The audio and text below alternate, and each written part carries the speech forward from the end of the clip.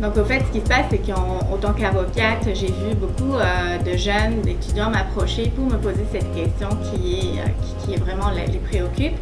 C'est j'ai une idée, elle est innovatrice, elle n'existe pas encore dans le marché, mais j'ai peur de faire affaire avec des gens qui vont la copier, qui vont vendre cette idée à d'autres personnes et qui auront plus les moyens financiers à la développer plus rapidement que moi. Qu'est-ce que je dois faire? Souvent, je propose l'alternative de l'accord de confidentialité parce que juridiquement, c'est ce qui est le plus opportun.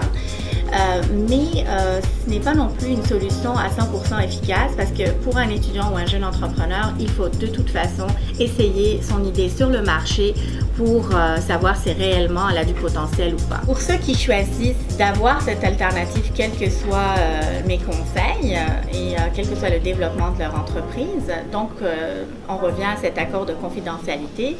Je vais essayer un peu de passer avec vous sur les clauses les plus importantes qu'on retrouve dans cet accord. Il faut s'assurer d'avoir une clause qui protège son idée aussi des collaborateurs de la personne avec qui on fait affaire et notamment aussi ses héritiers et ses proches, ceux qui peuvent vraiment avoir accès à cette information.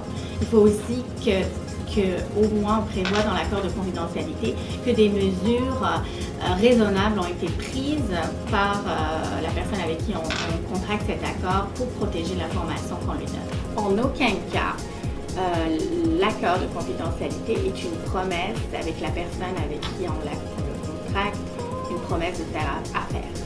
Ce n'est pas une promesse parce qu'on peut arriver dans une entreprise, expliquer notre projet, expliquer notre idée, mais après avoir fait s'être fait une soumission, réaliser qu'on ne peut pas faire affaire avec cette personne-là, d'où la subsistance de l'accord tel que déjà expliqué.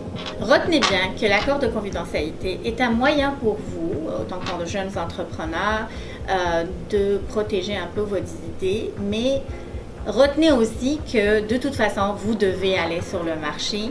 Donc, il faut peser le pour et le contre, voir c'est quoi la valeur réelle de votre idée avant de se lancer dans ce genre d'accord qui pourrait aussi être coûteux pour vous, vu que vous allez, quel que soit X, généralement faire affaire avec un avocat pour la rédaction de ce genre de contrat.